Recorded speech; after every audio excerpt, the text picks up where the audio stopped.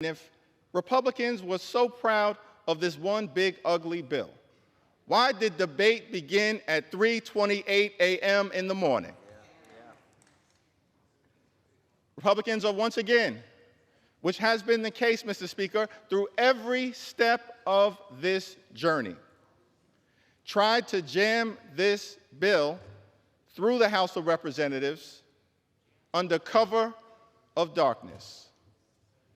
But I'm here today to make it clear that I'm going to take my time and ensure that the American people fully understand how damaging this bill will be to their quality of life. And as a result of the lack of health care that will result directly from this one big ugly bill, people in America will die. Unnecessary deaths. That is outrageous. It's disgusting. That is not what we should be doing here in the United States House of Representatives. House Republicans are having to wait to deliver President Trump the biggest legislative victory of his second term. The Democratic leader Hakeem Jeffries is holding up the vote by speaking for more than 5 hours already and counting. And there's no time limit in this delay, the tactic known as the magic minute rule. Jeffries is railing against the Medicaid cuts that could leave almost 12 million people here in the United States uninsured under this bill. And as a result of the lack of health care that will result directly from this one big ugly bill, people in America will die.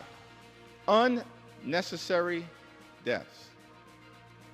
That is outrageous. It's disgusting. That is not what we should be doing here in the United States House of Representatives. We're covering all the angles this hour. CNN's Kevin Liptak is over at the White House. But let's begin with our congressional correspondent, Lauren Fox. She's up on Capitol Hill. So, Lauren, where do things stand right now? Yeah, like you noted, Wolf, Leader Jeffries has now been on the floor for more than 5 hours. The record for this so-called magic minute, which can go on as long as the leader wants it to, is about 8.5 hours. That is held by Kevin McCarthy, a former Speaker of the House. So does Jeffries try to break that record in this process? I think that remains to be seen. Right now, the mood on the floor is members are sort of milling about. They're a little bit in and out.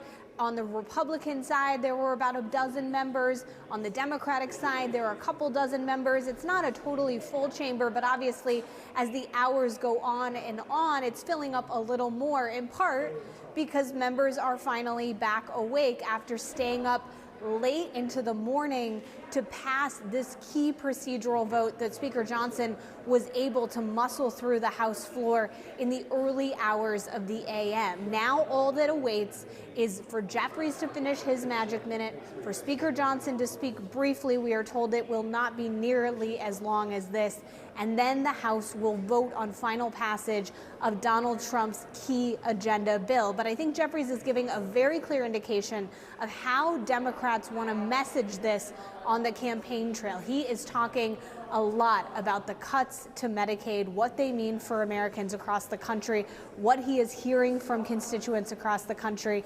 And obviously that is something that Democrats feel like they can harness in the midterm elections coming up. And just to remind everyone, the one vote against moving forward with this procedural vote in the middle of the night was Representative Brian Fitzpatrick. He is one of those Republicans who represents more of a swing district in Pennsylvania, and he voted against this. He has been outspoken previously about the fact he had concerns about those Medicaid cuts. He has not responded to questions about why he decided to vote no. Just jumping in here, because what we have in the second half of this, my God. But, like, Jeffries is doing the right thing here. He's blocking this, and I think this serves a couple purposes. One, it really demonstrates that this bill is terrible, and this move, this effort, is bringing more attention to this awful bill, which is scaring Republicans who may at the last second choose to vote differently. But more than that, it is a poison pill, Because as the bill gets more attention, this can be a moment where the voters who will be affected by it understand that the Democrats fought pretty hard against it, and frankly, the Republicans did everything they could to ensure that lower income people and many vulnerable people literally died. But guys, the second half, the dirty secret of Donald Trump. You've never seen anything like it. Exposed in Congress. One of the Democrats who spoke out overnight on the House floor was Congressman Brendan Boyle of Pennsylvania. He's the ranking member of the Budget Committee. Here's a bit of what he had to say. The decision we have been entrusted by the American people to make will have ramifications for millions of our fellow Americans, and indeed for our country for decades to come. There may not be a lot of people able to watch at 4:05 in the morning, but in just a few short hours, some of them on Medicaid will be waking up and turning on the news to find out if what we did here tonight means they're about to lose it.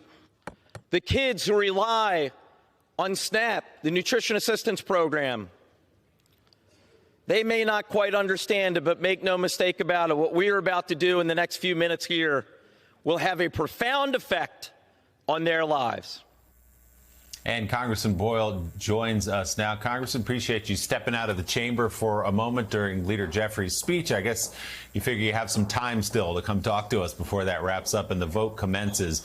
We heard your case against, part of it anyway, this massive bill. We were just talking to Governor Andy Beshear of Kentucky, who is passing on what he feels like are going to be the devastating impacts of this legislation on the ground in his state. What else do you expect to see, let's say, in your district, bring it down to the ground level of your constituents, if and when this bill does pass? Well, good to be with you. You know, I've been up all throughout the night, so have my fellow Democrats, and we've been doing everything we possibly can to stop this bill because the ramifications are truly awful for people in my district, but throughout this country. CBO confirmed that 17 million Americans will lose their health care if this bill in just a few moments passes and becomes law. That would represent the biggest loss of health care in American history. There are other ramifications, as I was pointing out in my speech on the floor through the middle of the night. Another 4.5 million kids would lose SNAP. That is vital. I mean, my wife happens to be an elementary school teacher in a school that has a very high population of students that rely on that program.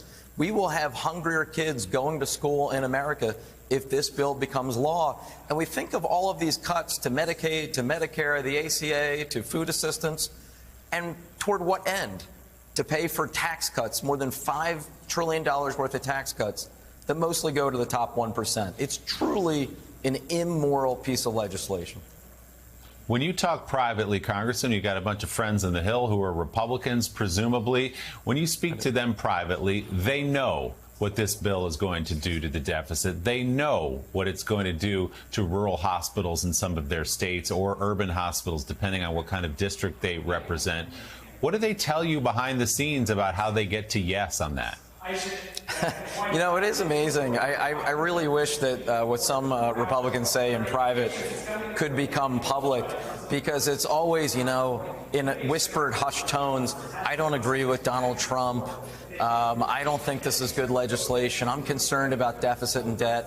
But then they always look around and say, shh, don't tell anyone that I said that. The reality is, so many of my Republican colleagues are deathly afraid of Donald Trump. Just yesterday, or I'm losing track of what day it is now, but maybe about 36 hours ago, there was a markup in the Rules Committee, and you had a couple of self-described fiscal hawks on the Republican side vote against this legislation because of its massive increase in the deficit and debt. Well, now here they are about to vote for the bill, even though not one word of the bill has changed. They call it the Freedom Caucus, the HFC. Really, I think it stands for the House Folding Caucus. I think, Congressman, it is stunning to see some of those more fiscally conservative members fold and actually vote for this, having covered them for so long myself. You, of course, are one of their colleagues. I also thought it was a bit odd to hear that, moderates in the House hoped that the Senate would make some moderating changes. They made this bill more conservative. And then, of course, you had senators hoping that moderates in the House could make this more moderate. And ultimately, the bill didn't change. And here we are. The thing that I end up hearing so much when we talk to stakeholders and advocates, I talked, for example, to two kids and who are also podcast hosts with Down syndrome about how this would impact their care. And the words that they kept using for me is, I'm so scared. I'm scared of the uncertainty. I'm scared of what this means when I lose the care that I rely on. When we talk about how this impact knows no politics and no party, what do you tell constituents who hear what you're saying about, all right, we're going to make this an issue in the midterm, but they're scared now and they're going to be hurt now? Yeah, I really, I'm so glad you brought up this point, because the number of calls that we're getting to our office, the number of text messages I'm getting from just personal friends saying, my mother's in a nursing home and she's on Medicaid, and now I'm truly scared of what's going to happen. There are some 500 nursing homes that are saying they're at risk to close in the United States if this bill becomes law. There's another 300 or so rural hospitals that are at risk. The reality is the face of those, specifically on Medicaid, is not just an urban one. It is urban, rural, it is inner ring suburb, it is young, and it is old. It's white, black, Latino, Asian American. It's truly a wide swath of Americana. And I think the other challenge here, too, as much as this bill is likely passing today and the midterms we know are over a year and a half away at this point, sustaining people's mindset and consciousness around this issue is going to be important and potentially difficult. But then also, how do you do that when a lot of these cuts might not actually take effect until 2026, 2027, points where people might have already gone to the ballot box? How do you sustain this?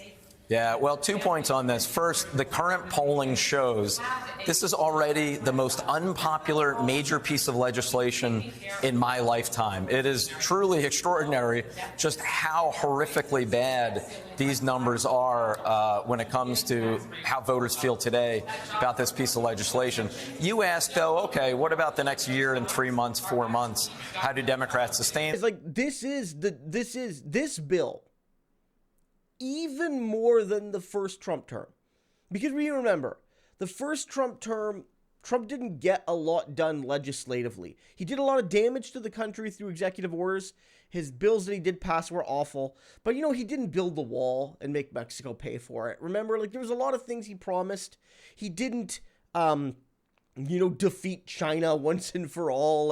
All of that, right? But what he did do was give tax cuts to billionaires. Like that's what he did do. But even that bill back in 2018, 2019, that bill, 2017, that was not as corrosive as this one. It's not. This is more corrosive.